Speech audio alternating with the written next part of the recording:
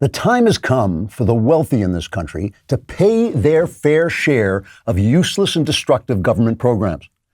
Too long have individuals who have built enormous businesses that employ thousands of people used sneaky loopholes and legal boondoggles to dodge their responsibility to throw their money away on worthless government schemes that help no one except politicians who suck on the public breast like baby vampires sucking on a breast, except with very sharp teeth, so that they draw blood instead of milk, and the mother ultimately dies. The mother in this case being the public, or possibly the nation, if I recall what I was trying to say with this metaphor, which I no longer do. But the point is this: how dare the billionaires and millionaires and $100,000 heirs and people who are just getting by greedily hoard the money they earned by work and investment when they should be paying into an elaborate government system of wealth redistribution that will lift everyone to equal dependency, poverty, and unhappiness? What about the children? Do you want our little ones to live in mansions or even houses when we could be using their inheritance to pay for public education that would teach them to hate one another on the basis of race and then cut off their sexual organs to fulfill the insane dreams of perverts desperate to bury their shame in other people's misery? Of course not.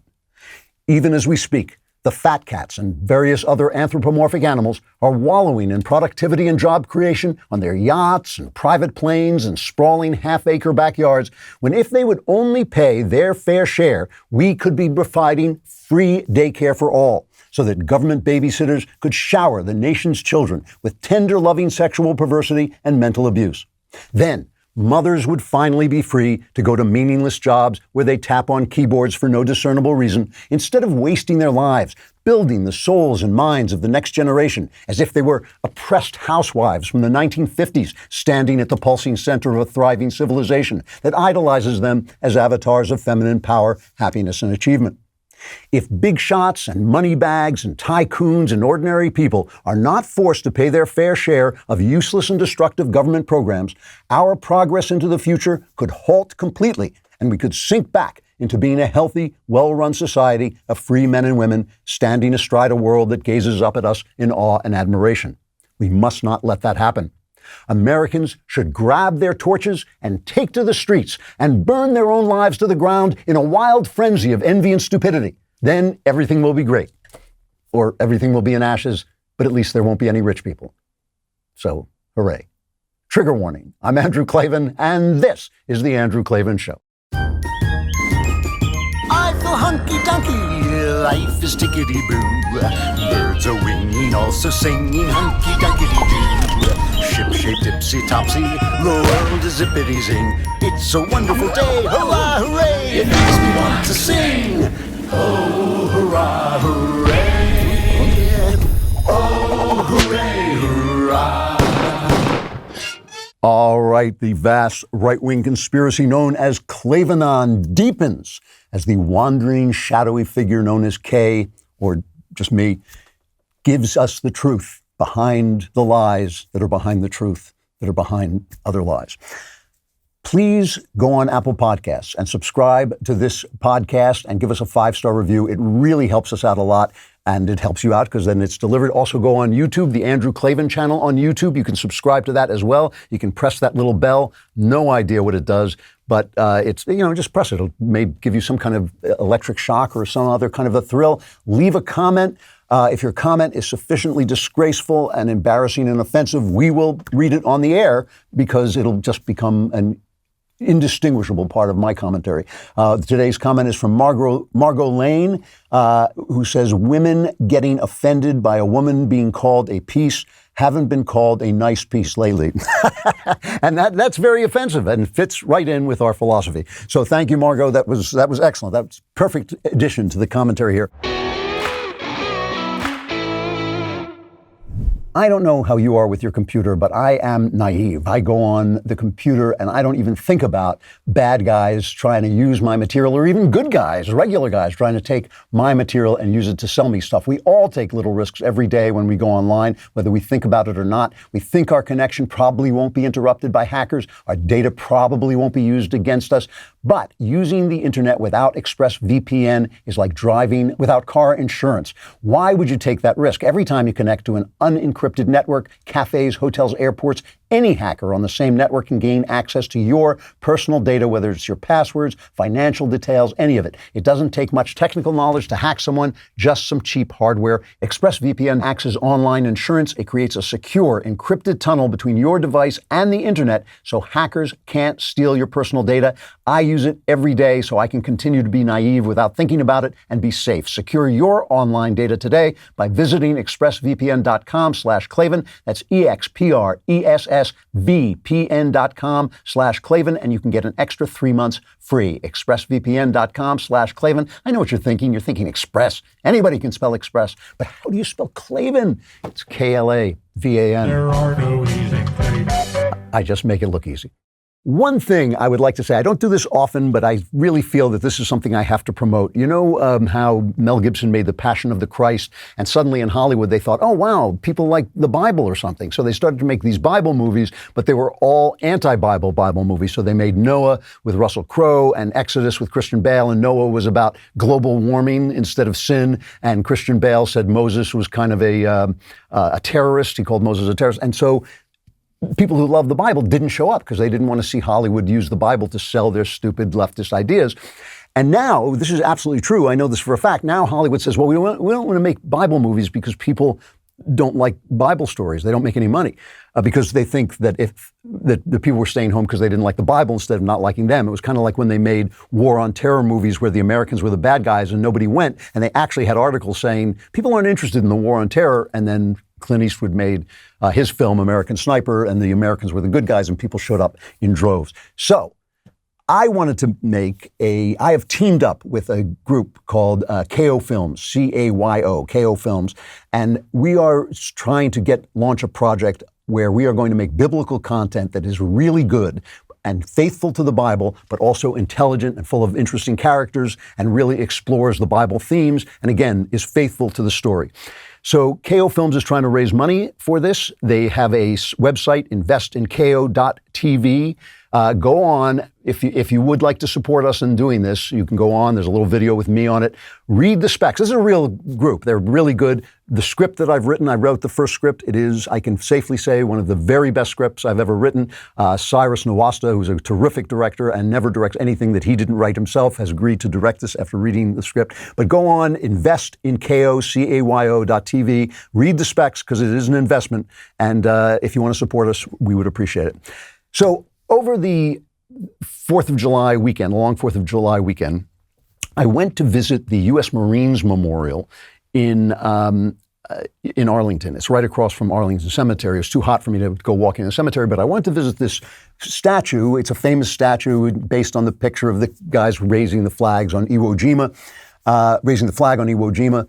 And it's hard for me to express how important this statue was to me when I was a kid. I had a little model of it on my desk at home. We would visit it whenever we were in Washington. We had cousins in Washington. Whenever we visited them, we would go to the U.S. Marines Memorial and look at the Iwo Jima statue of Marines raising the flag after this terrible island by island fight that they were fighting against the Japanese in World War II. So when I went there, I had this, you know how things from the past will give you these visceral memories? You can almost feel what it was like to be there. And I realized that I felt like my childhood is now from another time, almost another planet.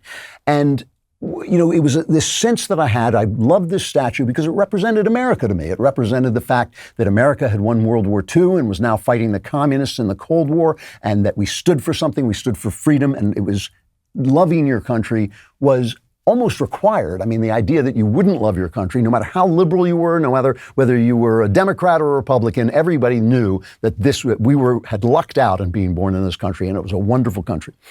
So I was listening to Biden's 4th of July speech. I'll just play this a little bit of it. It really got to me. It was not an evil anti-American speech. It really wasn't. But this was his idea of what was going to inspire us. This is cut 25. 245 years ago, we declared our independence from a distant king. Today, we are closer than ever to declaring our independence from a deadly virus. That's not to say the battle against COVID-19 is over. We've got a lot more work to do. But just as our declaration in 1776 was a call to action, not a reason for complacency or a claim of victory, it was the call to action. The same is true today. Back then, we had the power of an idea on our side. Today, we have the power of science. So once we fought an empire for the ideal of liberty, now we've gotten over the flu. Then we had ideas, now we have meds. It's like, it wasn't an evil speech. It was just stupid. It has nothing to do with what this day is about. Biden at one point said, you can't define what an American is. I can. Sure I can. I mean, we are defined by our ideas, not by our meds, not by our science, not by getting over the flu. Everybody gets sick. Everybody gets over it. Everybody fights it the same ways. But this was a unique moment, July 4th, and we've kind of lost that sense of our own uniqueness, our own decency, our own goodness. Certainly the left has. I mean, the latest poll shows that 57% of respondents to this poll do not believe that Joe Biden is in charge of the country. And obviously he's not. But the left, who back him, are willing to say much uglier things. And they say them with such offhandedness. NPR has a thing where they read the Declaration of Independence every year, and this year they couldn't do it without a trigger warning. They said, over the past 32 years, Morning Edition has broadcast a reading of the Declaration of Independence by NPR staff as a way of marking Independence Day. But after last summer's protests and our national reckoning on race, the words in the document land differently. You can always hear those weasel words, that passive tense. The words land differently. On whose ears? To whom? It's always this kind of passive thing that's happening. It's just out there in this atmosphere. It's just not a bunch of elites sitting around talking.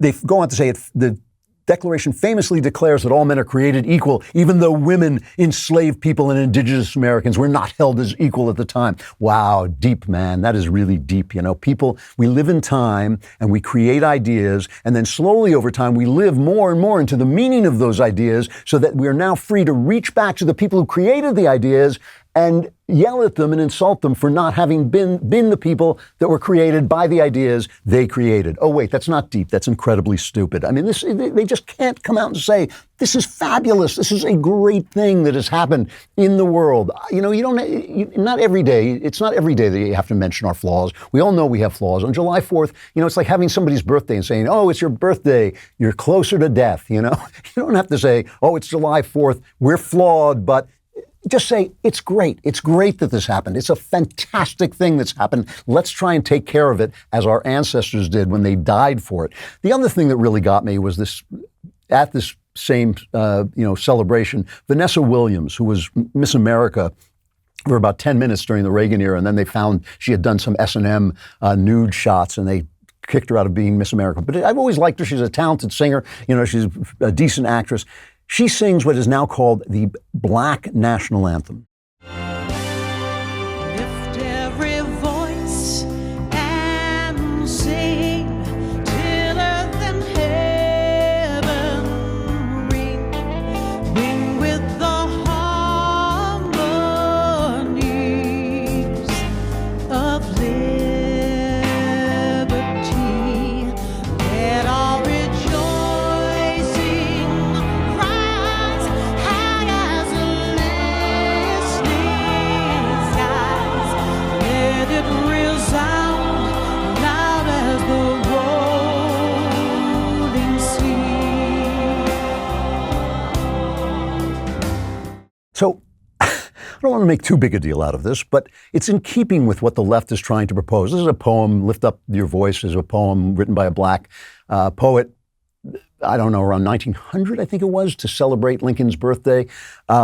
And it has become called the Black National Anthem because it's very important to the civil rights movement. But do the blacks really want a national anthem? Do they really want Juneteenth to redefine this country as founded on Juneteenth when the slaves were freed, or 1619 when the slaves were sold? Do they really want to be different than the rest of us, that different than the rest of us? Because the whole thing about it is the logic of it doesn't work. They want to be, they are laying claim to having been offended in their American rights that didn't exist before America, that weren't codified like they were in the Declaration and in the Constitution. And so if they want to kneel when the flag is flown, if they want to insult the flag, they're essentially saying, oh, we're not part of this country. We're not part of this country, and we want our rights. You don't have any rights if you're not part of this country. I mean, you have God-given rights, but it's only here that those rights are recognized as God-given, and only here that they're protected. So all I'm saying is that when I stood before the the Iwo Jima statue and had that visceral memory of what it was like to be proud of America and a country that was proud of itself, I couldn't help but feel that maybe we were in this period of decline, and the decline of America is something that people have been predicting and talking about, certainly since, the beginning of the country. Really, at the beginning of the country, I think it was Benjamin Franklin who, as they were at the Constitutional Convention, he was looking at George Washington's chair, and on George Washington's chair there was a sun kind of on the horizon. It was just like a half sun. Here's a picture of it if you're watching. It's just a half sun. And Franklin said he wasn't sure whether the sun was setting or rising until actually they did put out the Constitution. Then he said, okay, maybe it's rising. But it's been a concern. The decline of America has been a concern from the very beginning. Barton Swaim in this Saturday's Wall Street Journal reviewed a new book called Fears of a Setting Sun by a Syracuse University professor named Dennis Rasmussen, who says that all of the founders, most of the founders, feared that America was going to go in instantaneous decline. Here's Barton Swaim describing that. He says, Washington in his latter years thought parties or factions would tear the country apart. Alexander Hamilton believed characteristically that the federal government, and especially the executive, too anemic to govern so vast a republic. John Adams doubted the people possessed sufficient virtue to make democracy work. Benjamin Rush came to believe the Constitution a hopeless mess and doubted a nation so bewhiskied and bedollared had much hope. John Marshall was sure the nullification crisis of 1832-33 meant the end. Thomas Jefferson agonized that slavery would tear the country apart. Only James Madison thought the country would likely do just fine. And one of the reasons they felt like this, and they were so conscious that the republic was fragile, is because they knew about an idea called anacyclosis. And anacyclosis is an ancient Greek idea which means the cycle of regimes. And it's in Plato, it's in Aristotle, but the most cogent and cohesive statement of it is in a later but still ancient Greek historian named Polybius. And the way it works is kind of like this. It's a little pat. It doesn't have to work like this, but the way it's explained is that there's chaos, and then finally, to settle the chaos, a man arises and becomes king. And this kingship Polybius says, it's by no means every monarchy which we can call straight off a kingship, but only that monarchy which is voluntarily accepted by the subjects and where they are governed rather by an appeal to their reason than by fear and force. So this monarchy is a good thing, but as the monarchy descends through the family of the first king and it's taken on by people who don't care or who have become corrupted by power, it devolves into a tyranny. So kingship devolves into tyranny. After a while, the powerful people who aren't the tyrant get sick and they overthrow the tyrant and they establish an aristocracy. That's kind of what happened with the Magna Carta, where they said to King John, you've got to give the aristocrats, the noblemen, some rights.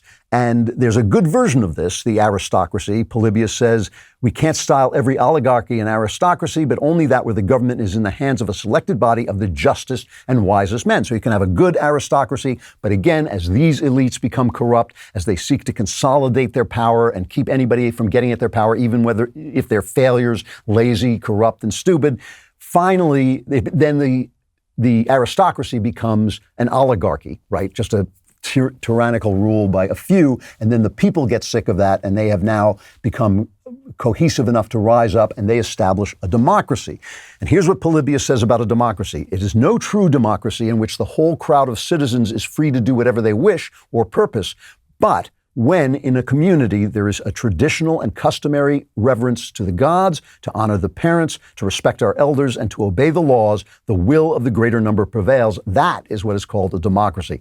Ultimately, as we see, freedom, Plato said this, freedom becomes the only value in a democracy, and a democracy descends into mob rule. And then what happens? A strong man has to bring order again, and you go back to a king. And that's the cycle, that's anacyclosis, the cycle of regimes. And it doesn't have to be that pat, but the point is, nothing humans make can last. Everything is flawed, inherently flawed, and those flaws will eventually undermine it. And the founders thought, well, maybe if we mixed up the regimes with some democracy in the House, some aristocracy in the Senate, monarchy in the presidency, maybe we can forestall that decay, but they weren't certain they could. So the question always becomes, in moments like this, when it feels like we're in decay, the question becomes, is it the time? Has the time come when democracy, when the republic will fall and be replaced by a king, or should we keep fighting? Should we give up? Should we pick the best king? Like those who picked Augustus got a good king in the Roman Republic. As the Roman Republic fell, the people who stood for Augustus actually wound up with a very good king. They were actually freer after the empire came than they were before the Republic fell, when the Republic had just become a sort of series of civil wars and tyranny. Or should we be like Cicero? My son, Spencer Klavan, no relation, wrote a wonderful piece once in the LA Times talking about Cicero, how he basically could not sign on to an empire, and so he retired, and he wrote about democracy until the regime came and found him and killed him. And that his writing inspired John Adams, right, thousands of years later, and John Adams on July 4th made the speech where to encourage them to declare independence, and they did because his oratory, in part modeled on Cicero, brought them to their feet. Now, I side with Cicero because I believe that God made us to be free, and I believe that we should fight for freedom always, even as our democracy descends, if our democracy descends. Christianity and its mother religion, Judaism, teaches us in the words of Isaiah, the nations are like a drop in a bucket. They are regarded as dust on the scales. In other words, only God is eternal. The nations come and go. And Jesus said we should render unto Caesar what is Caesar's and unto God what is God's. So we should obey the law until it takes from us the thing that makes us godly men, the truth about who we are. When government forces us to lie, when government forces us to hate our enemies, to hate each other, when government forces us not to be able to worship and live out our relationship to God, that's when we have to stand up against them. And a lot of that's happening right now. You know, the government is demanding that we lie about transgenderism and climate change and race. They're demanding that we hate anyone who disagrees with wokeism. They're telling us that we can't go to church. And the church, like a bunch of weasels, are obeying and shutting down their churches. I don't think we have to stage a revolution, but I think each of us has to be a revolution. Because if you're unafraid to speak the truth, if you're unafraid to love your enemy, if you're unafraid to worship, even when the government tells you that you're not allowed to worship, then you're free. You're a free man. It's like Hemingway said, then they can destroy you, but they can't defeat you.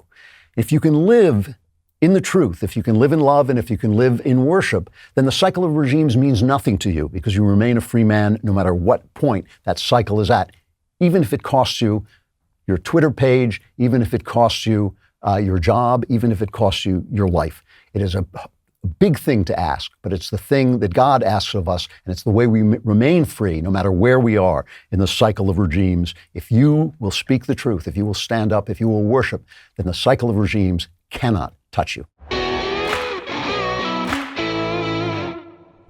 One day, and that day is not so far away, I too will have a home, and when I do, I will protect it with a Ring security system. Then, if someone stops by the home I don't have, or something's going on outdoors, the home I don't have, Ring will let me know. It's peace of mind anytime, knowing that the home I don't have would be protected if I had it.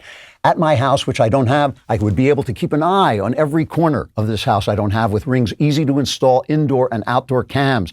The best thing about it, if I had a home, would be that besides Ring being a powerful asset for the home I don't have, Ring is also an affordable whole home security system you can easily install yourself. I actually did install it when I had a home. It's never been more important to be able to see who's there and what's happening with a Ring security system anywhere you are. There's an app right on your phone. You can see anybody at the door. You can talk to them. If I had a home, I'd have a door. I'd have a Ring. Believe me, maybe someday I will. Start protecting your home today with a Ring alarm. Go to ring.com/Klavan to get your Ring alarm security kit today. You can build the system that's right for your home and have it up and running in minutes. That's ring.com/Klavan, ring.com/Klavan. Wherever you are, someone comes to your house, say, how do you spell Klavan? And if he knows, call the cops.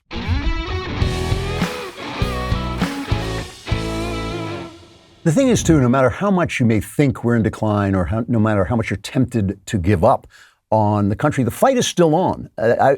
We can tell it's still on because the woke empire is striking back against those who are rebelling against the corporations, the government, the media, and Hollywood. I've been talking about these parents who are standing up against critical race theory, and all critical theory is simply socialism, leftism, tyranny in disguise. That's all it is, because they criticize, but they leave out what is kept silent in the criticism is, oh yes, and we're going to replace this with more government, more powerful government, more government control of your money, your resources, your gasoline, all of that stuff. But, the parents are still standing up against teaching critical race theory in the schools. Here's a new viral video. This guy, Ian Rice, who stood up before a school board in Michigan. And just if you're not watching, he's a black guy. Cut 6. Critical race theory is teaching that white people are bad. That's not true. That would teach my daughter that her mother is evil. You already have an educator within your staff that has pulled my daughter aside and said, well, you're a minority, so you know better than to engage in certain things. Wow. Whoa. When I was brought to the school's attention, nothing happened to that educator. Instead, my daughter was brought in, and she was ridiculed. So my question is now, with critical race theory being brought in, what is your criteria to educate the educators? And who are you to educate my children, or any of our children, in life issues? That's our job. Yes. Your job is to teach them math and science. Our job is to teach them about life. Yeah, see, that hits the nail right on the head. And all these people saying, oh, these parents don't understand. They don't understand. Well, he sounds to me like he understands plenty. He's got it exactly right. But the thing is, the woke empire, when I say they're striking back, it's really true. The nation's largest teachers union, National Education Association, has resolved it will teach CRT in every state of the union, which would be defying laws that are now in place in Tennessee, Oklahoma, Iowa, Idaho, and Texas, and defying parents who are recalling the school boards who are insisting they teach that stuff. And also, and I'm reading this off National Review, also NEA will research the organizations attacking educators doing anti-racist work and or use the research already done and put together a list of resources and recommendations. In other words, they're going to come after you. They're going to try and intimidate people into standing down so they take control over teaching your children's values. By the way, they had to take this down off their website because wickedness doesn't like to be exposed to the light. But if there's any question about what they're really teaching, because they keep saying, oh, no, it's not what you think. You don't understand what we're just teaching, the slavery. We're just teaching history. It's just history we're teaching. Here is, I think his name is Glaude. He pronounces it Glaude. It's Eddie Glaude. He's a Princeton professor who's often on MSNBC, on Morning Joe. And our pal Chris Rufo was on explaining why critical race theory was so bad. And here is Glaude's reaction. He gets very, very upset about this. This is what he says we have to teach. It's cut 8. We're going to make mistakes. There are going to be extremes. There are going to be moments of overreach. I grant that.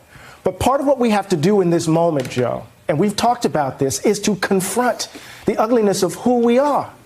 And part of what I hear in these sorts of arguments is this sense in which that confrontation must be one where we're comfortable, where we feel good about who we are after we confront it. So in some ways, I'm scooting up in my chair, Joe, because I'm getting upset.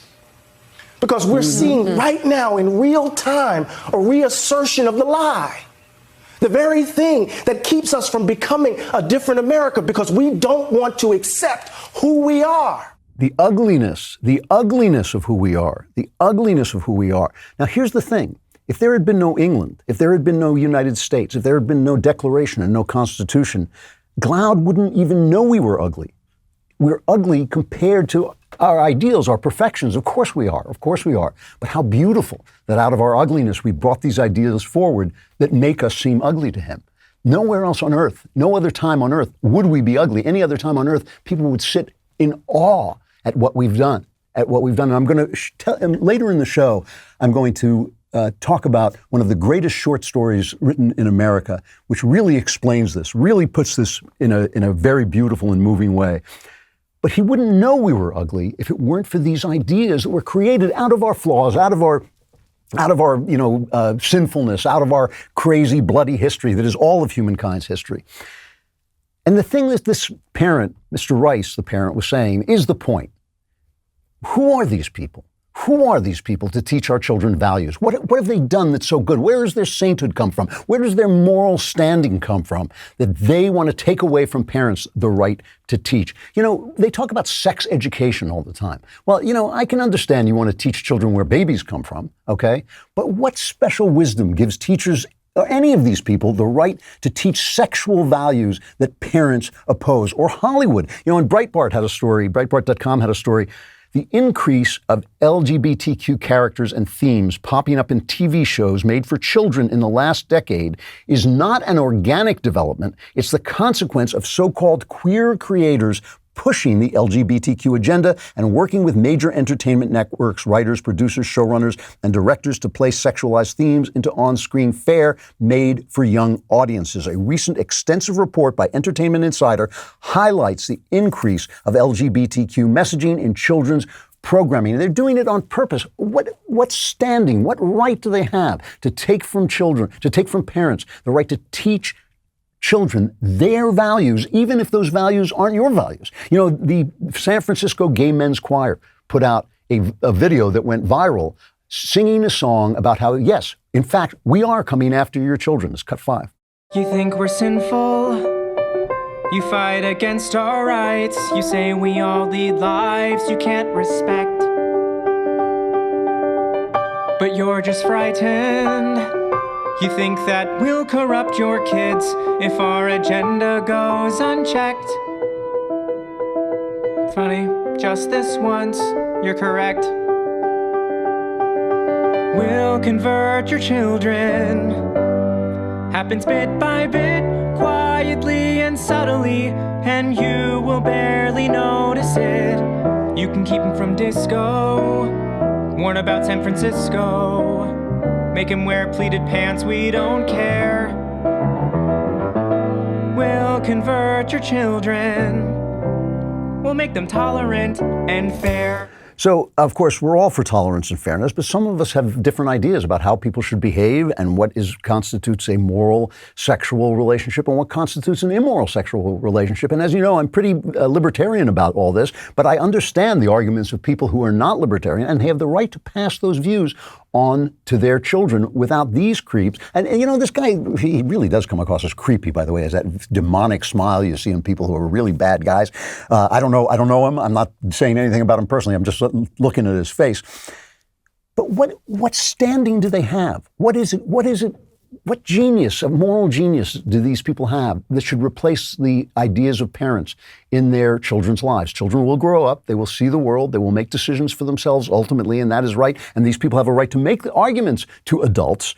But children are, in fact, the charges of their parents. And it's parents who should be teaching these things. And when I look at the teachers union, you know, something like 57%, I can't remember the exact number, of Americans don't read very well. We have public education in this country for everybody, and they don't read very well, and they're teaching them about, you know, being gay or being anti-white or whatever they're teaching. Why not teach them to read? You know, it sounds like you got your work cut out for you. And the funny thing about this is so many of the ideas they have are so dumb. You know, this transgender agenda thing is all based on Michel Foucault's faux history of sexual distinction, that it was an invention, that sexual distinction, the difference between men and women was an invention. You know, and Foucault was a gay sadomasochist who chased after children, apparently. He's been accused of having chased after children. And where again does his philosophy, where are the facts in his philosophy? I've read Michel Foucault, I've read quite a lot of them actually, and he's difficult to understand, he's maundering, but he makes all these assertions. Again, here is a guy on TikTok who is actually echoing Foucault, but this is what it devolves into, and these are the guys who think that they have the moral standing to explain sexual morality to your kids. And I'm sorry, they just don't. I love this guy because he's so nuts. He's explaining the gender binary, which means the difference between men and women. The gender binary is a racist cultural construction created by white scientists in the 19th century as a means of showing the supposed superiority of Western civilization at being the only culture able to uphold sexual dichotomy. During the era of European colonialism, Europeans noticed that cultures around the world had sexual and gender diversity as an integrated part of society. 19th century race scientists saw sexual ambiguity as a sign of primitivity and believed that the binary distinction between the sexes gets more pronounced as a culture becomes more civilized. This racist interpretation of evolutionary theory was used as a means to solidify the binary gender and sex systems within Europe and European colonies. Well, you know, this is completely untrue, by the way. Most most primitive societies have very little, if any, homosexuality. But I can't help but point out that an absolutely brilliant satirist, 6 years before that guy existed, imitated him, made fun of him 6 years earlier. Here he is, the great, he's impossible to imitate, so I'll just put him on. Gender theorists today believe that the different behaviors and capabilities of men and women are not a reflection of their natural propensities and desires, but were imposed on them by the gender stereotypes of society, which were created at the Conference of the Gender Stereotype Society, held in 1817 at a secluded chateau on the shores of Lake Geneva. It was there that it was determined by secret ballot that from now on, men would be able to invent things and lie convincingly about their sexual conquests, while women would talk a lot about clothes and then make dinner. These oppressive and confining stereotypes were imposed on the population of the entire globe through repeated exposure to televised football and the movie Cinderella, as well as Archie comics dropped from planes on primitive villages, where up to that point, people had been living lives of complete gender equality. I love that guy. He's hilarious. Anyway, the thing about this is, though, America has gone through these periods before, and I think a lot of the Salem witch trials, these periods of philosophical hysteria. And usually, every time before now, a kind of common sense has risen up from the bottom, almost always, has risen up from the bottom, and the cloud of hysteria, the cloud of philosophical nonsense has been dispelled. Sometimes just the threat from overseas has dispelled the nonsense. The 20s, with their craziness, the roaring 20s disappeared into the Depression, and the Depression disappeared into the World War. And when we came out of World War, we were a stronger, healthier country. Even now, though, as the woke empire is striking back and going after our children in the schools, and these evil teachers' unions, which should be illegal, are just declaring that, no, you don't have the right to teach your kids. We will teach your kids.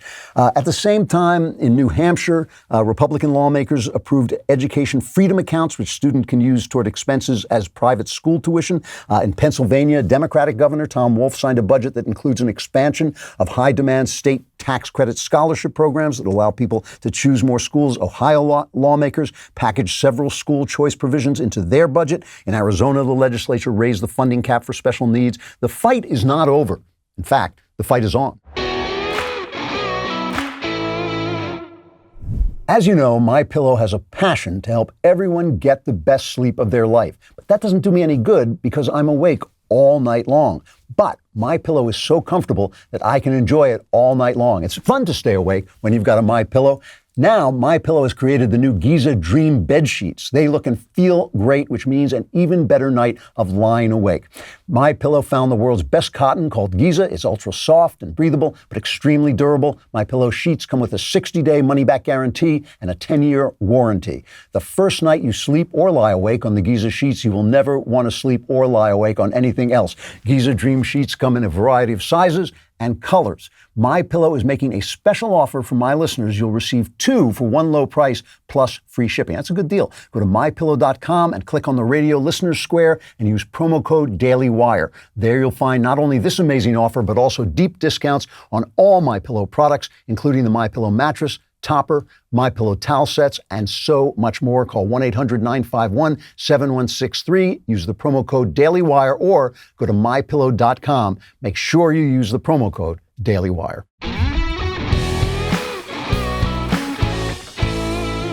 So when a fight is on, there's always going to be one person right in the middle of it, and that is your favorite president, as he used to call himself, Donald Trump.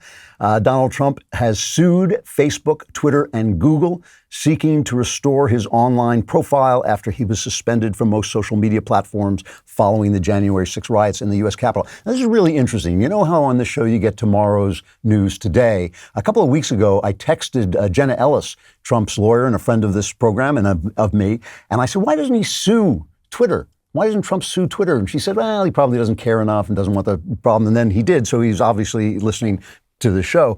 He wrote an op-ed, or somebody wrote under his name, an op-ed in the Wall Street Journal explaining himself.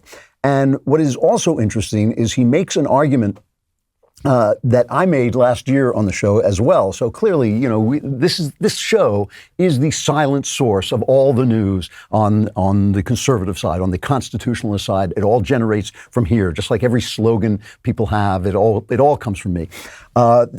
Here's what Trump writes under his name, what is written under his name, saying the big tech companies are manipulating and controlling the political debate itself. Consider content that was censored in the past year.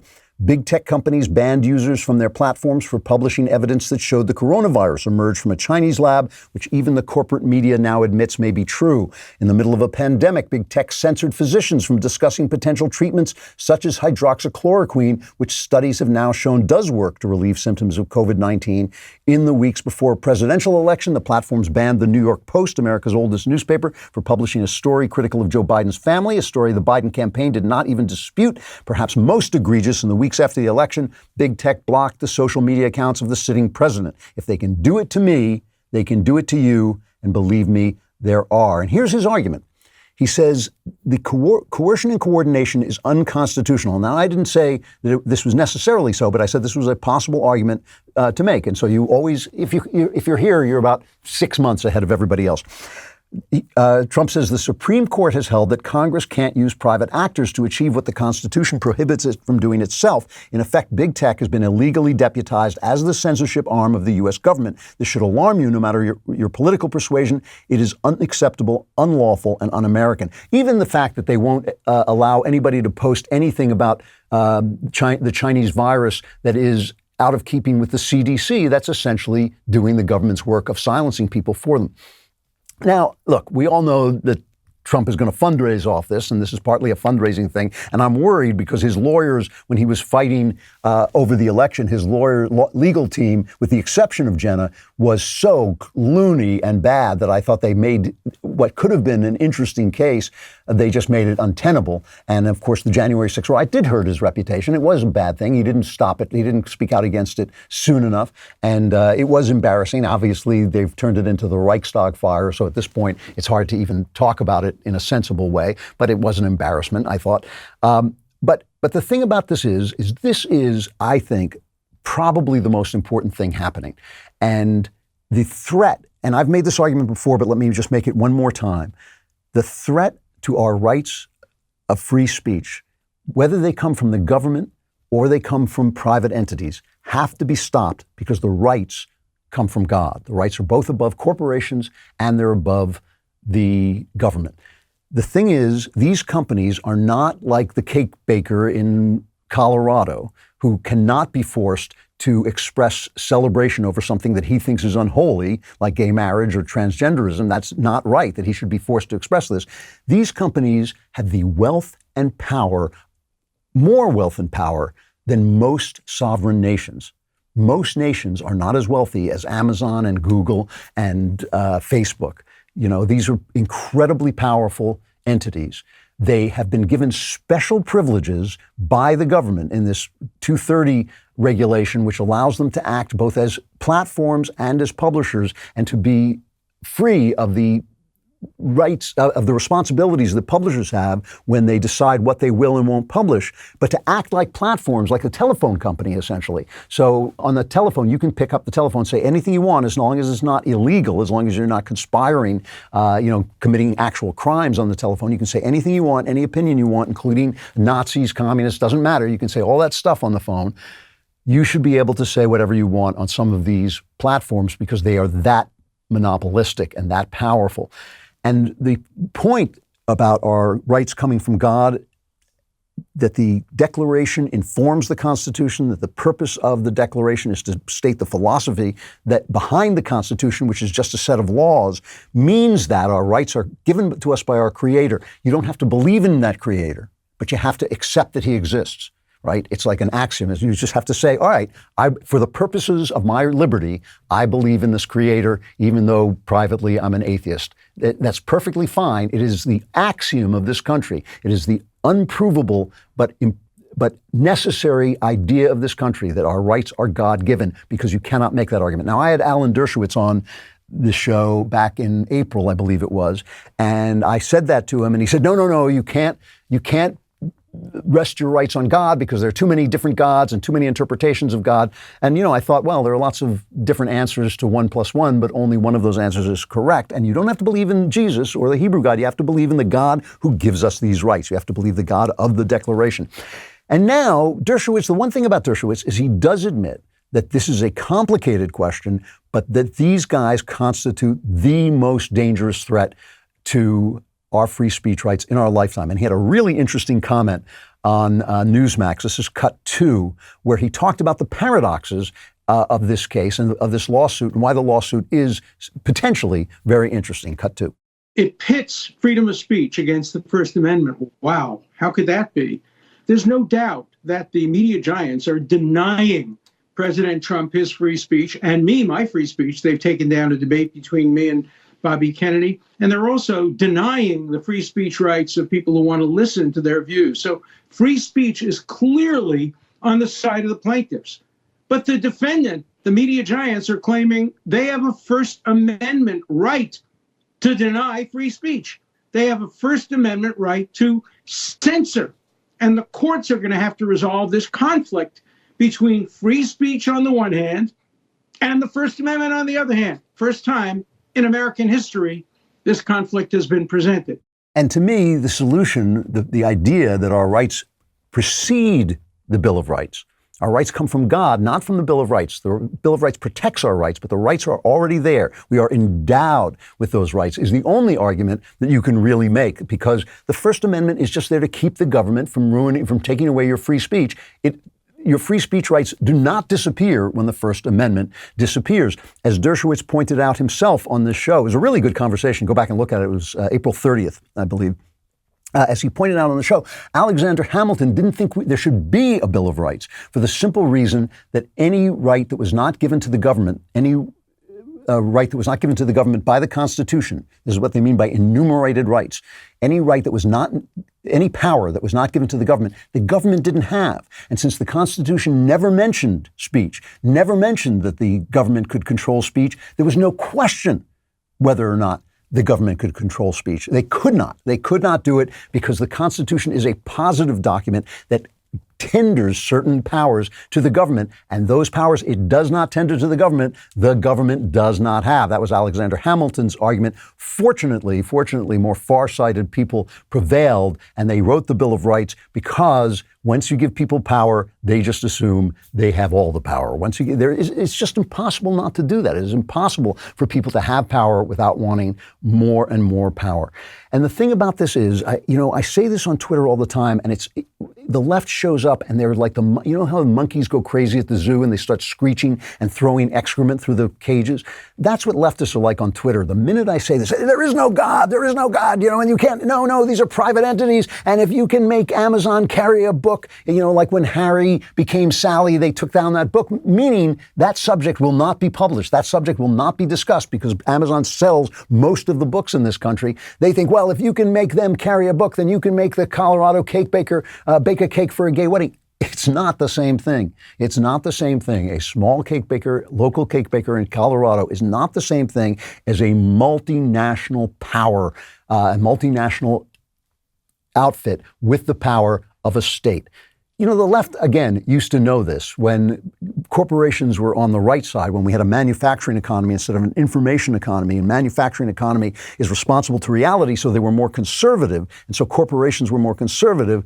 You would hear the left talking about corporations all the time. You still hear it in kind of throwbacks like Bernie Sanders or AOC, who's really kind of an old-fashioned communist. You hear them railing against the corporations. But now that the corporations were in an information economy, so they're not responsible to reality because you can say anything you want without testing it against reality. So now they're woke. Suddenly the corporations are untouchable. They're not untouchable. They are a power center, and power centers have to be controlled, have to be kept down so that the individual has the rights that are given to him by your old friend, Uncle God. Without that creator in the Declaration, you cannot make the case for the freedoms we have. It is that creator who gives us those freedoms. And again, you don't have to believe in him, but if you want to be an American and you want to have those liberties and you want to argue for those liberties and for your equality, you have to at least stipulate. You have to stipulate the creator. You have to say he's there, even if in private you ain't going to pray at all. And somebody's eventually going to have to make that argument in a court of law, because it's the only argument that ultimately will stand up.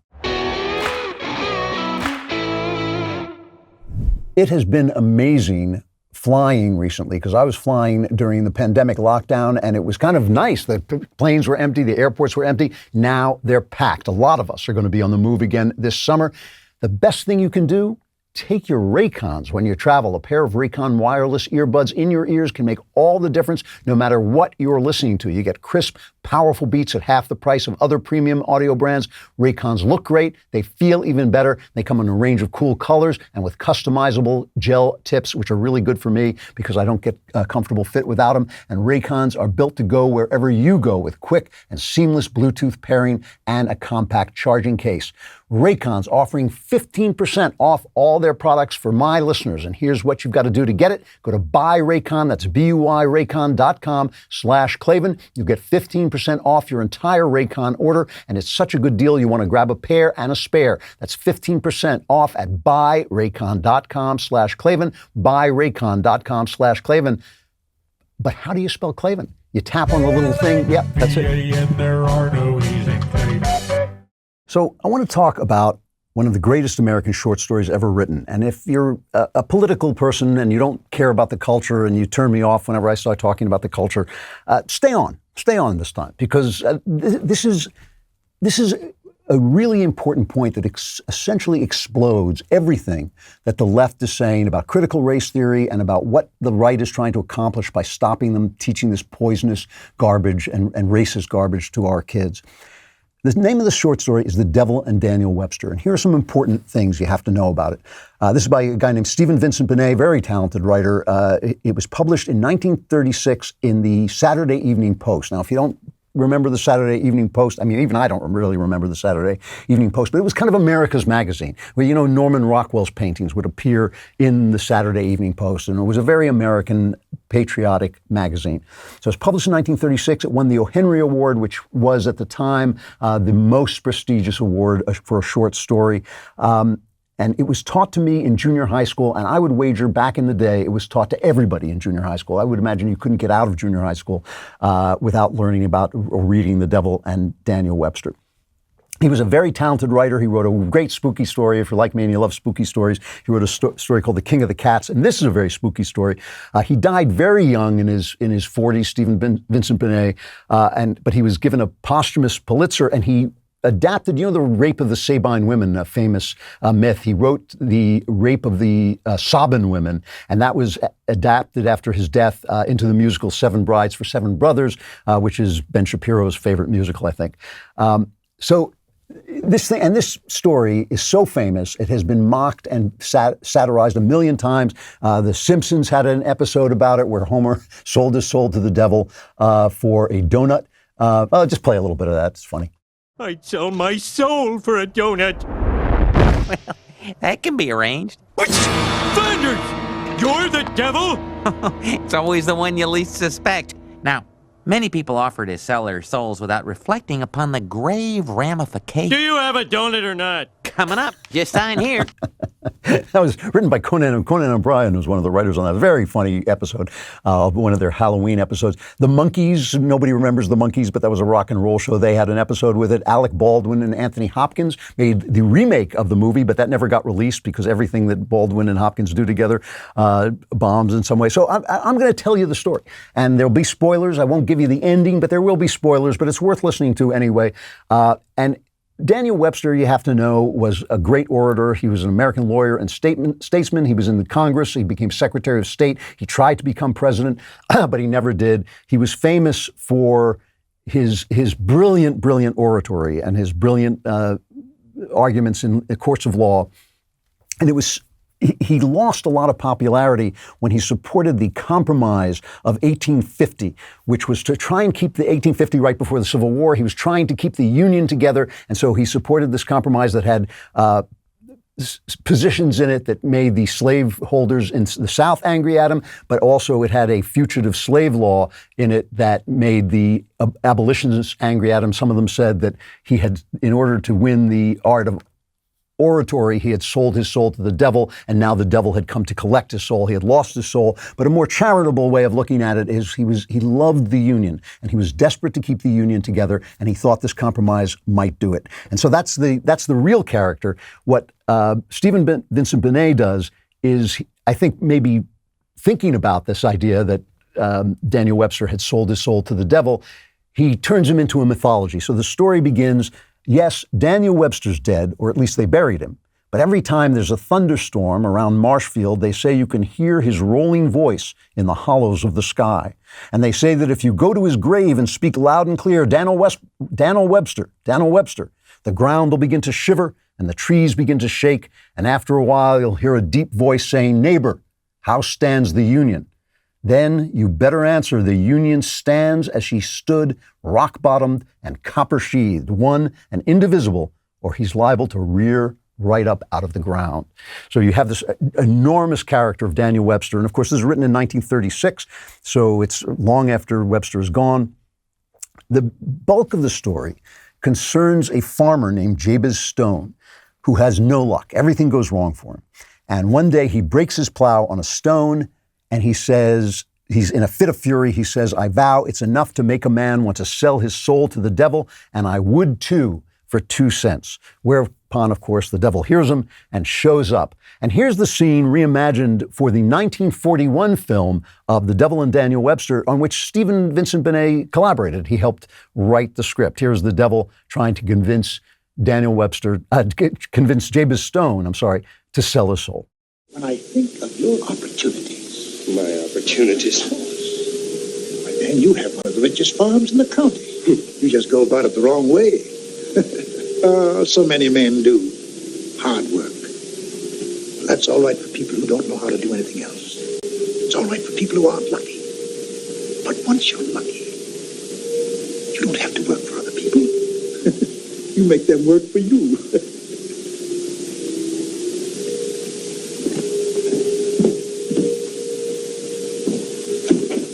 Mister, that sounds all right.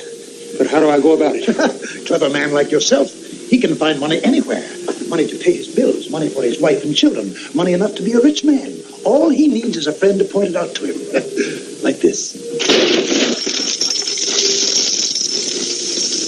And all these gold coins come out of the floor. So Jabez sells his soul to the devil for 7 years. And after 7 years, the devil shows up to collect. And there's this very spooky, really well-written scene where the whole story is just beautifully written, where the devil is talking to him and reading the contract and all this, and he's carrying what's called a japanned box, which is a varnished box, and a moth escapes.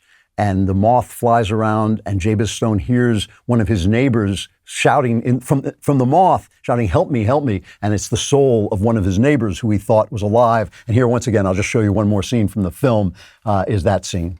You promised me happiness, love, friendship. Just a minute. I promised you money and all that money could buy. I don't recall any other obligations. But, well, let's look at the contract, huh? Sherwin, Slattery, Stevens. I can cross him off the list. Advertisement, Stevens. Yes, he's an old customer.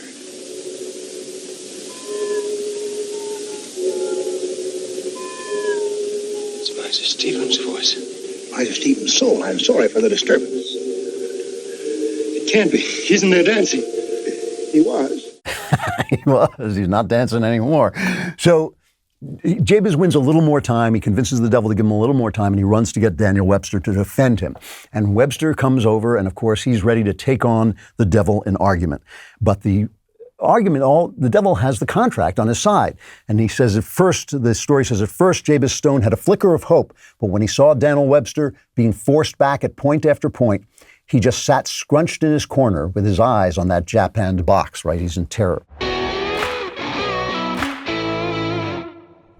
All right, we've made a lot of noise on this show the past couple of weeks about being an alpha male. There's one simple trick that will do it for you. Just say RockAuto.com, especially if you need a part for your car. When the ladies hear you say RockAuto.com in that voice, they will fall over because they'll know that you're not the kind of guy who has a broken car and walks slowly down to the car parts store to talk to someone who knows no more about cars than you do, when you could just use RockAuto.com and get everything you need off your computer at a great price. RockAuto.com is a family business serving auto parts customers online for 20 years. So go to RockAuto.com to shop for auto and body parts from hundreds of manufacturers. The catalog is unique. It's really easy to use, and you will quickly see all the parts available for your vehicle and choose the brand specifications and prices you prefer while you're fighting off the ladies, because they'll be all over you when you go to RockAuto.com right now and see all the parts available for your car or truck. Write Klavan. You got to say it the same way if you want to keep the girls' interest. Write Klavan in there. How did you hear about us box so they know we sent you, and spell it the same way. Klavan. That's the only way it works. So finally, Daniel Webster comes up with this argument. And listen to this very closely, all right? He's talking to the devil. He's talking to Old Scratch, as they call him. And Daniel Webster says, Mr. Stone is an American citizen, and no American citizen may be forced into the service of a foreign prince. We fought England for that in 1812, and will fight all hell for it again. And the devil says, foreign? Who calls me a foreigner? And Webster says, well, I never yet heard of the devil of your claiming American citizenship. And here's what the devil says. He says, who has better right to claim American citizenship? When the first wrong was done to the first Indian, I was there. When the first slaver put out for the Congo, I stood on her deck. Am I not in your books and stories and beliefs from the first settlements on? Am I not spoken of still in every church in New England? 'Tis true the North claims me for a Southerner and the South for a Northerner, but I am neither. I am merely an honest American like yourself and of the best descent.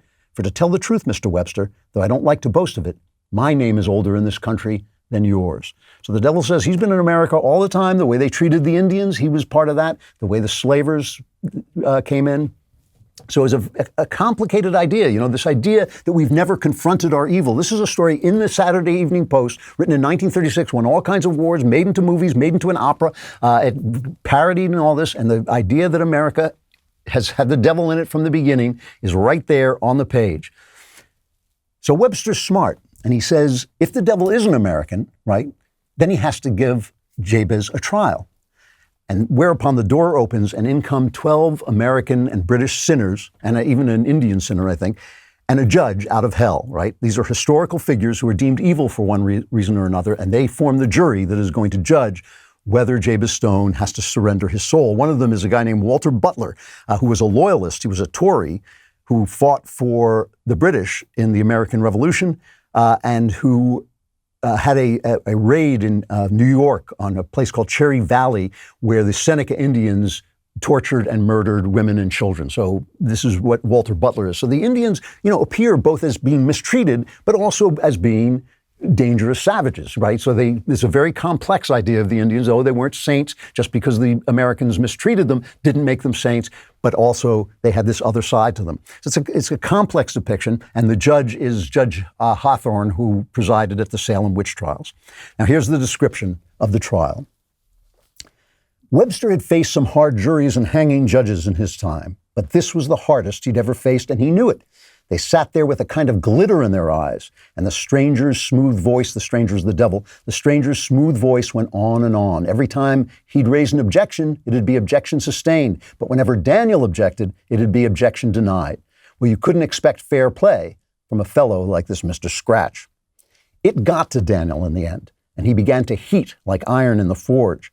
When he got up to speak, he was going to flay that stranger with every trick known to the law, and the judge and jury too. He didn't care if it was contempt of court or what would happen to him for it. He didn't care anymore what happened to Jabez Stone. He just got madder and madder, thinking of what he'd say, till finally it was time for him to get up on his feet, and he did so, all ready to bust out with lightnings and denunciations. But before he started, he looked over the judge and jury for a moment, such being his custom, and he noticed the glitter in their eyes was twice as strong as before, and they had all leaned forward. Then he saw what he'd been about to do, and he wiped his forehead as a man might who just escaped falling into a pit in the dark.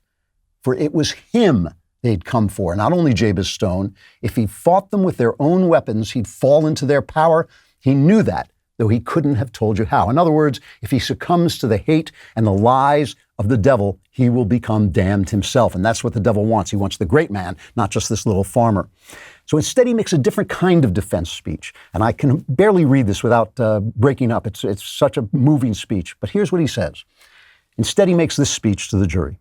He didn't start out by condemning or reviling. He was talking about the things that make a country and a man a man. And he began with the simple things that everybody's known and felt. The freshness of a fine morning when you're young, and the taste of food when you're hungry, and the new day that's every day when you're a child.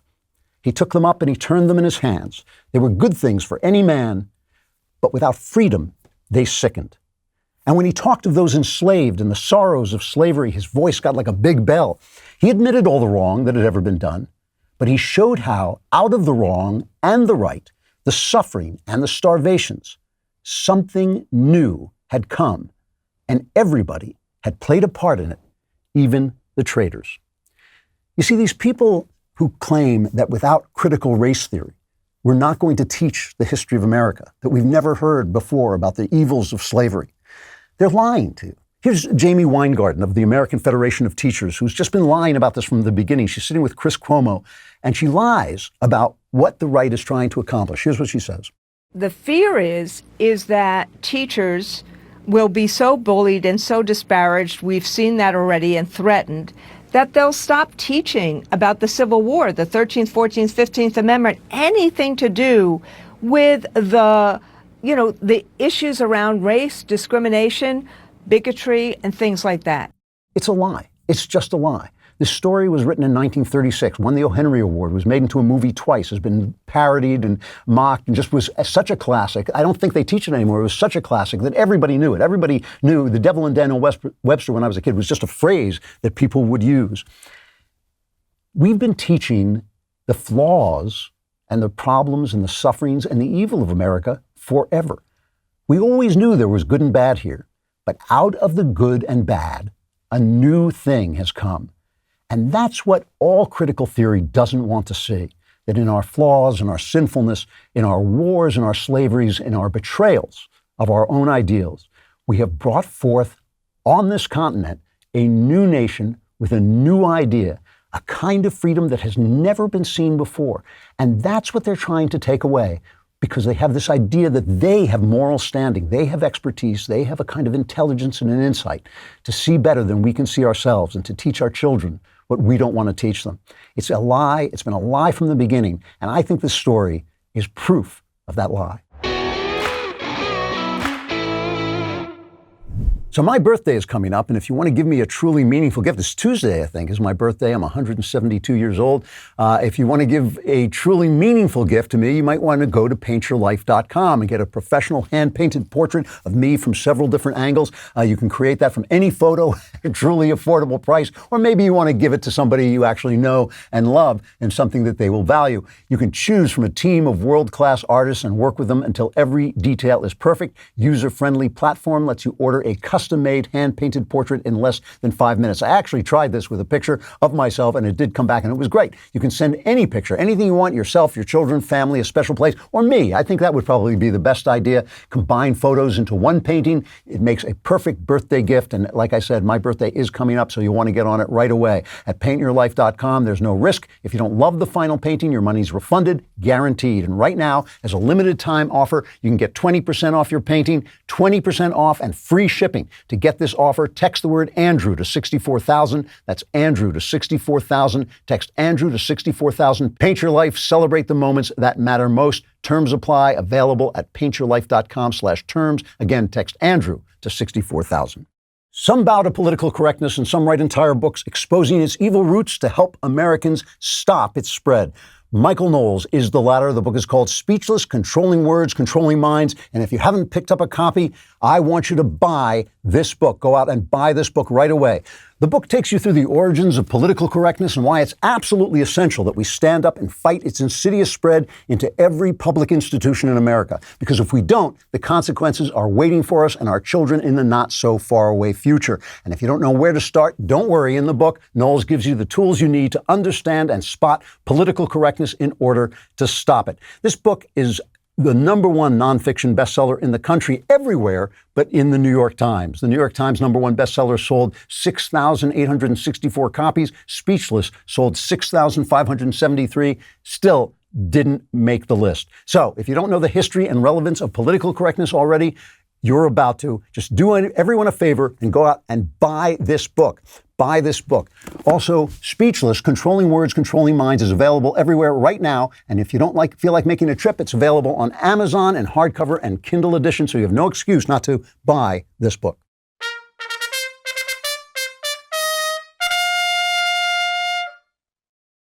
So as you know, I'm in the long process of moving house. And one of the first things I did when I got to the new city I am in was look for a church. And the minute I saw on a church a Black Lives Matter banner or a gay pride banner, or even the word diversity in their advertisements, I passed over that church. And mostly it's not because I don't love and support my fellow Americans who are black, and I love my many gay friends and my gay son, who is as close to my heart as it's possible to be. But just on instinct, I felt that anytime a church is supporting the ideas of every corporation, Hollywood, all the media, the government, and the academy, it's basically not being distinct from the world, and there's something wrong with this. It's just almost an instinct. So I wanted to talk to Owen Strand, Dr. Owen Strand. He's the provost and research professor of theology at Grace Bible Theological Seminary and senior fellow with the Family Research Council. And he has a new book called Christianity and Wokeness, How the Social Justice Movement is Hijacking the Gospel and the Way to Stop It. And his name is spelled Strachan if you go online to find the book. Dr. Strand, thank you for coming on. I appreciate it.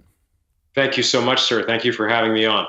So, a fascinating book. I've just got it yesterday, and so I'm making my way through it. But before we start to talk about why wokeness and Christianity are antithetical to one another, how did wokeness get such a hold on the church? How did it take over? That's a good question. I think it's partly because Christians want to be seen as against racism. Of course, there's a checkered past when it comes to the American church and slavery and complicity and Jim Crow and such matters. And so I think the current generation, the younger generation, is tempted to think that if it's anti-racist, if it frames its arguments that way, then the church must be for it.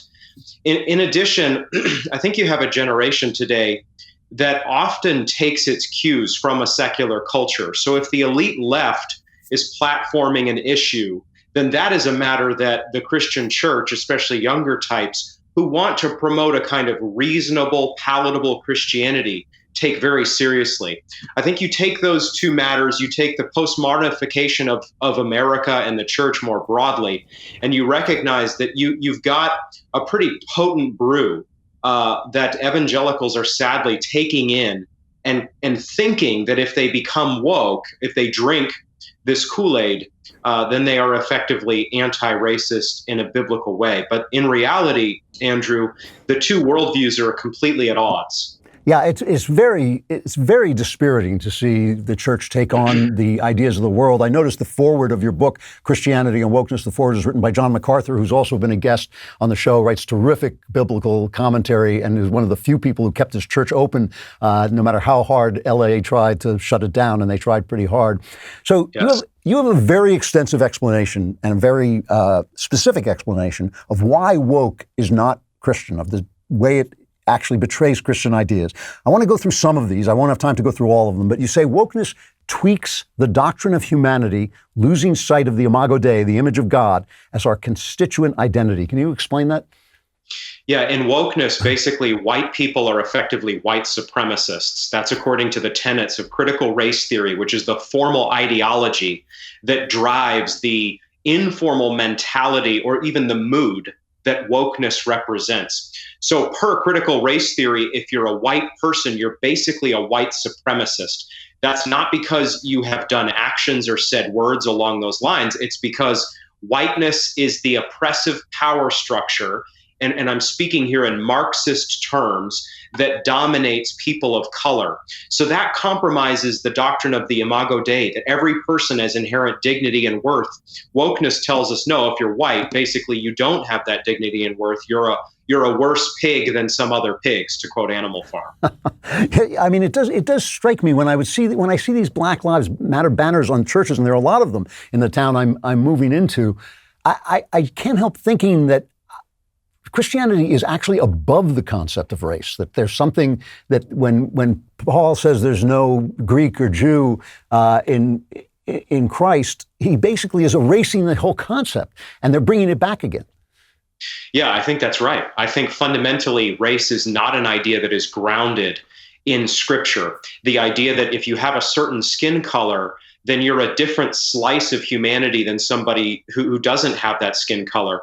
In reality, we're all made in the image of God. We have all fallen in Adam per his real historical fall in the Garden of Eden, Genesis 3. And the way everything can be made right is not by hating your skin color. It's not by confessing your white privilege. It's not by feeling guilty for 18 and a half hours out of every day per the tenets of the liberal handbook. The way forward is to know Jesus Christ as your Savior and recognize that in Christ, as you said, Galatians 3, we're not to divide along any fundamental marker of human identity. We're Christians. We're saved by Jesus Christ. And that is the most important reality about us. But wokeness tells us no.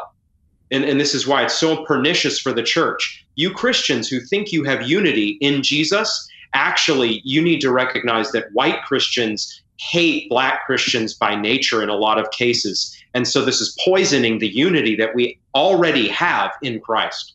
Now, it's funny when Eric Metaxas and I first met. Eric's a Greek and I'm a Jew. And he said, wow, it really is true. There is no Greek or Jew in Jesus Christ. You say wokeness gives approval to evil. Now, that's a very big statement. What does that mean?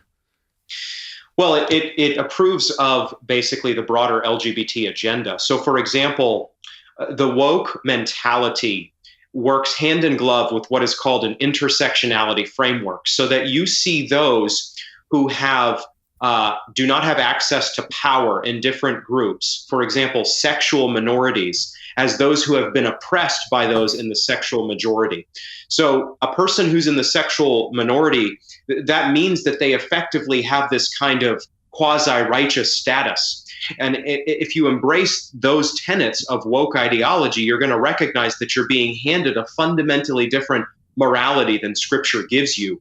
So a lot of what the Bible says is good, wokeness calls bad, and a lot of what wokeness calls bad, the Bible calls good. Could you explain that a little more specifically? Where do they do that? What do they do? What do they call good that is bad specifically in the book? Well, they call sexual identity, for example, homosexuality, as something that is fundamentally good. They call transgenderism good. They call perverse and deviant behavior, because it's the behavior of a sexual minority, basically virtuous behavior that we should affirm.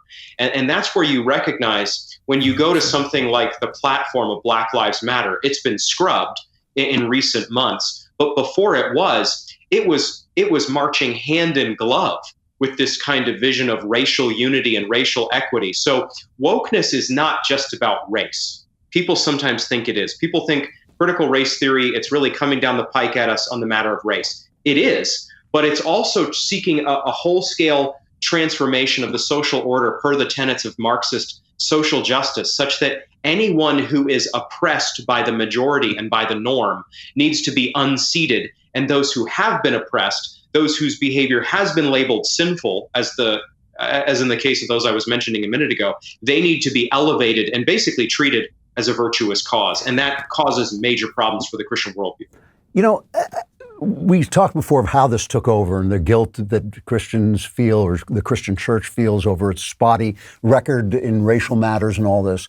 But as you pointed out, Black Lives Matter, which has to be one of the cleverest names for a Marxist organization ever, Black Lives Matter had a website on which they said, we want to destroy the family, we want to destroy the heterosexual heteronormativity.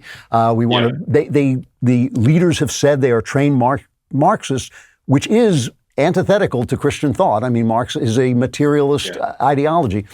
How did they miss that? I don't go to these meetings, these church, group meetings where they debate these things, but how did they miss that little clue that maybe they were signing on to something that wasn't their friend?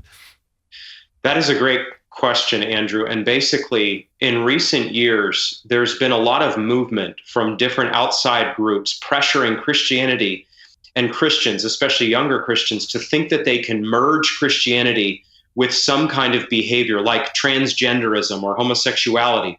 So you can have a kind of third way. It's even called that. So, okay, no, we shouldn't be all the way bought into transgenderism as an identity, but you can merge that with Christianity, and you can sand off the bad parts and bring in the good parts of Christianity, and you can basically embrace an orientation that is antithetical to Scripture, someone like me would say. In the same way, there's been this pressure in recent years to bring in Black Lives Matter and to say, well, because all lives do matter as Christians, and indeed they do, we can merge Christianity with a Black Lives Matter kind of approach. And what someone like me is here to say is, no, we have to reject these ideologies, because not just because they corrupt Christianity, which they do, but because ideologies seek to take us over, and they will. And what they will end up doing is corrupting the host. You won't end up with a blended Christianity that is a kind of compromised racial Christianity. You will end up with a Black Lives Matter worldview that ultimately denies God, denies his creation order, denies the goodness of the family, denies the goodness of all identities that have ethnicity.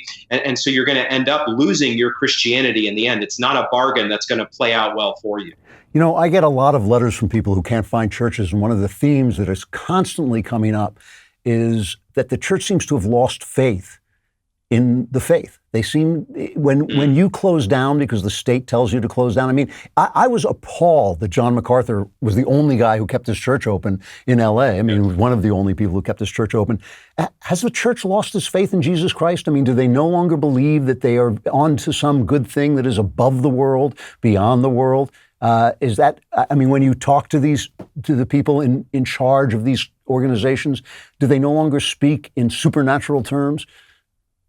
I think the supernaturalness of Christianity, the uniqueness, the apartness of the Christian faith, if I can use that word, is in grave danger of being lost today. I think you're right on the money. I think a lot of Christians have come of age in a very prosperous time when it hasn't been that hard to be a Christian, and they want to preserve that status going forward. And so they think if they can make some minor adjustments and maybe embrace this and sand this down and bring it in a little bit, that the Christian faith will continue to win an audience. Part of this motive, Andrew, is evangelistic and apologetic, meaning I think there's a fair number of churches out there, often large churches, that actually are trying to present a palatable Christianity because they think they're doing unbelievers a favor. They think they're taking off all the extremist parts of the Christian faith and leaving this lovely pulsing core of gentleness and niceness and acceptance. And in reality, what you do when you make those moves is you end up with niceified, spiritualized humanism. You don't end up with atoning Christianity, with Jesus dying on the cross for sinners, with the apostles of the New Testament laying down their lives to promote the Christian faith. You end up with a niceified spirituality that I fear is far more common than we might think today. It's like a demonic trick almost, that Christianity has so transformed Western culture that now Western culture says, oh, we are better than the Christianity that formed us. So you can come back into the world now, but it's a trick, as they say. It is. You say that the gospel can be summed up as God, sin, and redemption, and CRT redefines each of those three characters. Critical race theory redefines God, sin, and redemption. Can you explain that? Yeah, critical race theory basically makes God a God who is trying to make society a happier, more just place. It changes the biblical God who is a God of divine justice and who holds all to account and who will send sinners to everlasting damnation, to a God who basically is all about making this world a nicer place and making it more equitable. That changes, when you change God, that changes sin. Sin is now about basically being white and being a structuralist oppressor, and redemption, therefore, is changed into this worldly efforts at making our public order a more equitable place. Basically, what is happening today, Andrew, is that the social gospel, so-called, of 100 years ago, that swept across Baptist and Presbyterian churches, predominantly in the North, is back with a vengeance. It has a different branding. It has a different set of core concerns. But suffice it to say that the social gospel is once again in danger of displacing the biblical gospel of eternal salvation. The stakes are that high. And what is ultimately happening is that we are getting a reduced version of God in all of this, a God who is basically just concerned with this world. That's the God of social justice. That's the God of the social gospel. And Christians today, as I say in this book, Christianity and Wokeness, need to reject this revised theology, or else we're going to lose not only our faith, we're going to lose God himself. You know, I've become convinced that there is simply no way that this republic can continue to be a republic and continue to bring the founders' ideas into reality if we don't have some sort of religious revival. So you're talking about something, a real poison in the church, I think, a poison that in some ways, the social justice part of it is almost just a symptom of a deeper underlying sickness of a loss of true faith, of faith in the actual religion. How do we begin to move this in another direction? I think we do two things. I think we expose the lies of this fallacious worldview. In truth, it's not a worldview at all. In truth, it's not going to bring justice at all. It doesn't solve racism in the least. It actually, as anecdotes are showing, when it's introduced into school classrooms, for example, it trains young people who did not formerly segregate according to race to do just that. So first, I think we need to simply unmask this ideology, show that it is neo-Marxism, that this is just old Karl Marx, God-hating Marx, creation order-hating Marx, up to his tricks again, 150 years after the Communist Manifesto. Engels, of course, did all the real heavy lifting there. But basically, Marx set people at each other's throats by teaching them that if you had money, you were an oppressor, and if you didn't have money, you were an oppressed person. That conceptual pairing of oppressor-oppressed is very much what CRT and wokeness uses today. And so if we unmask that, as my book, Christianity and Wokeness, tries to do, then people will be set up to see that this isn't pure love and light unleashed in society. This is just Marxism, which is the idea, the body of ideas that is most responsible for human suffering in the last 150 years of any ideology. Secondly, we promote the gospel. You and I have been talking about it. We preach that there is one new man, one body, one family through faith in the crucified and resurrected Christ. That is the only way ultimately to know unity. And so that's the good news. Wherever you find one of those sound local churches you've been looking for, I assume in Tennessee, then you have found a place that celebrates, okay, you may have a different background than I may have. We may have nothing in common, but we have Jesus in common, and that actually makes us brothers and sisters in Christ. We promote that secondly. You know, I saw just before I came on the air, I saw you that I believe it was you sent out a tweet basically warning the churches that real trouble is coming, which was not an optimistic tweet. Are you not optimistic that this can be turned around? Do you think a real disaster, a day of wrath is coming? So what I said is I think we should not retreat.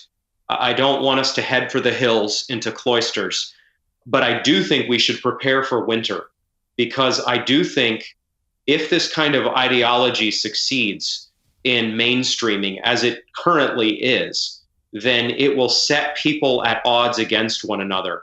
The dark summer we saw a year ago where America burned and basically nobody stopped it will resume. People will be trained to despise one another, hate authority, work against creation order, mainstream depravity and perversion. And we have to recognize that, yes, we're called as Christians to be salt and light, Matthew 5, in the public square, as much as we can in our communities and our neighborhoods. We also, though, have to recognize that we have no guarantee that this order, this civilization is going to hold. And so I'm not saying opt out. I'm saying get ready, have a plan, build into Christian institutions, beginning with the local church, such that the people of God have support and have hope and have help. Because if things continue to play out the way they are, we need to, at the very least, get ready for the collapse of civilization. The book is Christianity and Wokeness, How the Social Justice Movement is Hijacking the Gospel and the Way to Stop It, by Owen Strachan, and it's spelled Strachan if you're looking for it on Amazon or Barnes & Noble. Christianity and Wokeness. Dr. Strachan, thank you very much for coming on. It was really interesting. I hope you'll come back and talk again. Thank you so much for having me. Appreciate it. Thanks. All right, all good things must come to an end, and all bad things must come to an end, because everything comes to an end. And now it's time for your problems to come to an end, because it's the mailbag. Did you try to extort Nike for millions of dollars? No, and any suggestion is absolutely absurd. As Avenatti, I guess. All right, from Mike K. Drew, your thoughts on Bo Burnham on your show last week moved me when you said you felt the connection since he's around the age when you contemplated suicide. You mentioned that he seems lost in endless analysis. I am now at that age too and feel stuck in that analytical cycle. I overanalyze everything, and I've had my own run-ins with suicidal tendencies in my earlier years. My subsequent belief in Jesus changed my heart towards suicide, but I haven't been able to overcome the overanalytical side of me, even though I now do believe in God. Do you have any advice on how to overcome this? Well, I'm really glad you asked this question, because the question of change and how to change, all of us have something, always that we're trying to change. And I think the question of change is a really good one, especially in relationship to God. And I think the important thing to know is that you don't change yourself. God changes you. If you are praying, and you should be praying every day, and I always recommend that you go somewhere private and speak out loud so that you will form full sentences and your mind won't trail off. But if you're speaking full sentences, you will have a better chance of hearing yourself and understanding what God's response is to what you said. And I think that that's really an important thing. And so if you're praying every day, God will change you. But the way he changes you, I have found in my experience, is that he opens a space in front of you for you to step into. And you have to step into that space. And as you step into that space, you change, and he opens up a space in front of you. So when you're talking about, for instance, overanalysis, and overanalysis has a philosophical underpinning if you don't believe in God. If you don't believe in God, there is no wholeness.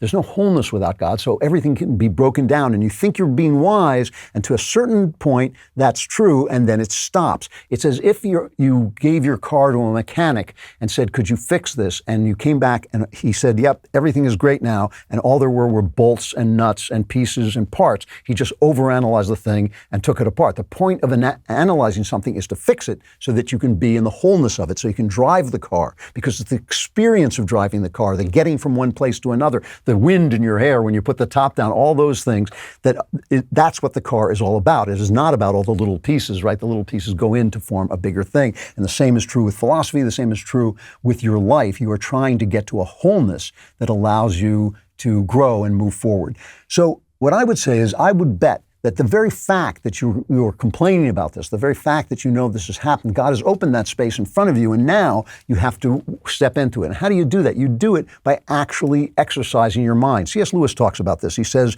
sometimes you may feel that you are just pretending to be a Christian, but by pretending, you're actually rehearsing, and God will eventually make you into the thing that you pretend to be. And that's true whether you're pretending to be a bad guy or you're pretending to be a good guy. So in this, you might try to focus a little bit. Spend 10 minutes a day. Seriously. I mean, it really can start with something as simple as that. Spend a couple of minutes a day focusing on the wholeness of things, on what it is you are analyzing. What did you take apart? What's the car? You've got all the pieces in your mind, but what's the car? What's the big thing that you're trying to live out? And focusing on that for a couple of minutes, experiencing that for a couple of minutes, because wherever your joy comes from, and wherever your joy comes from, it comes through love. You love the wholeness of the thing. If it's a small thing you love, like I love to do certain kinds of puzzles, then you'll get a small amount of joy. If it's a big thing you love, like another person or like God, then you will get bigger joy, enormous joy, even infinite joy. And you want to think about the wholeness of that thing. And so use your mind, use your head. Don't think that you don't have to do any work. God opens the space, but he expects you to walk into it. God opens a space for you to give up porn or alcohol or drugs, but you have to make that gesture where you step into the space he opened up. And the same is true with this. So put your mind to it. Put your mind to concentrating on the wholeness of the thing that you're thinking about and why you love it and why it's beautiful and why it's good or not good or why it's ugly, and just experience that for a minute. Use a little Zen focus and focus on just the actual thing itself and see how that works, and let me know. Get back and let me know. Here's just a very, very sad one. I have to warn you, a man named George says, my wife and I just suffered the loss of our 2-year-old son, our firstborn, amazing brother to his 1-year-old sister, and we have another boy due at the end of August. Well, I've been searching for God to help me through these difficult times. My wife, who's normally a very faithful Christian, is struggling with anger towards God for taking our little boy. How can I try to help her renew her faith in these difficult times? And what advice can you give us for coping with the bittersweet coming of our new baby boy in the middle of grieving the loss of our first? How can we cope with the inevitable feeling of guilt that comes with loving our youngest son as we share his brother's toys room and close with him by preparing for his arrival into our family? It makes us feel as though we're replacing our firstborn son. As per your advice, we are seeking counseling, but would also like your input. You really should, because very many families founder on this. Listen, George, the worst thing that can happen to a person has happened to you. The worst thing that can happen in life, to lose a child, has happened to you. There is no words that I can speak that are going to alleviate your grief, your wife's anger, and there's absolutely nothing wrong with being angry with God. God didn't take your son, but he invented a world, he created a world in which that was a possible outcome, and that was a thing that could happen. And there's no reason not to be angry about that. There's no reason not to be angry with the brokenness of the world.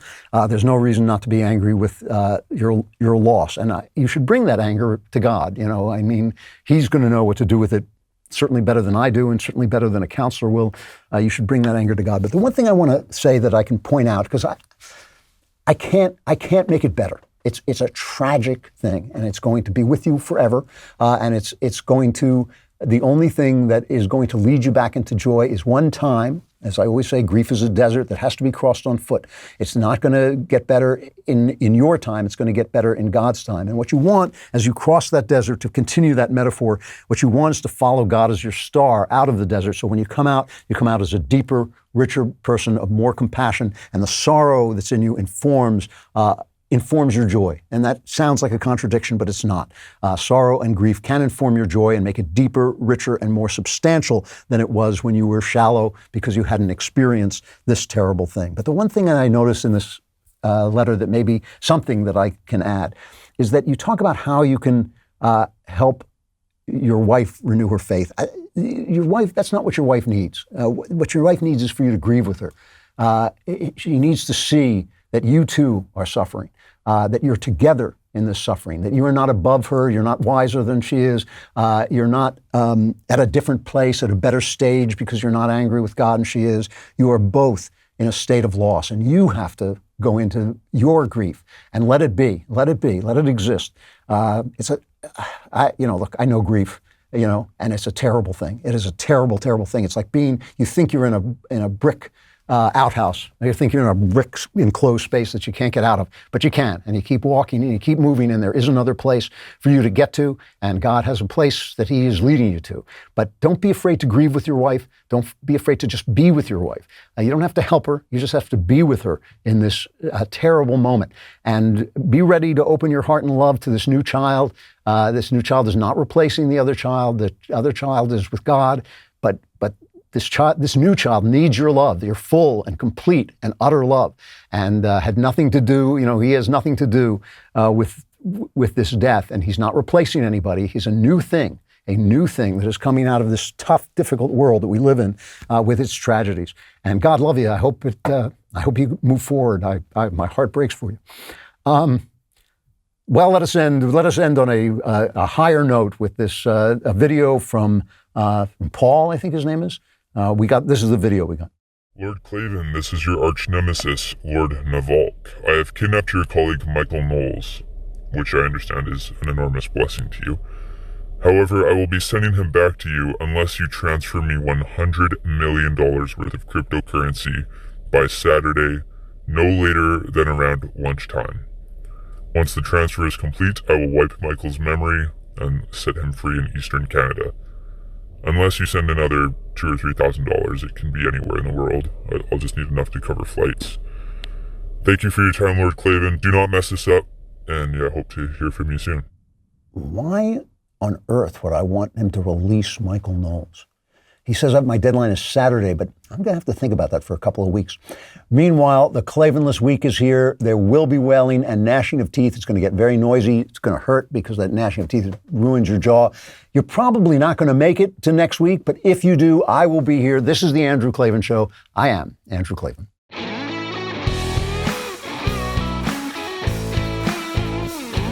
The Andrew Klavan Show is produced by Robert Sterling. Executive producer, Jeremy Boring. Our technical director is Austin Stevens. Supervising producer, Mathis Glover. Production manager, Pavel Vidowski. Edited by Danny D'Amico. Lead audio mixer, Mike Coromina. Animations are by Cynthia Angulo. Production coordinator, McKenna Waters. And our production assistant is Jacob Falash. The Andrew Klavan Show is a Daily Wire production. Copyright Daily Wire 2021. The Wall Street Journal publishes an article asking us to feel sympathy for Ivy League grad students who are drowning in six-figure debt. Also, former media darling Michael Avenatti gets his prison sentence, and Rand Paul looks to revoke the federal mask mandate on airplanes, finally. Also, Scarlett Johansson believes she is underappreciated and underpaid. All of that and more today on The Matt Walsh Show.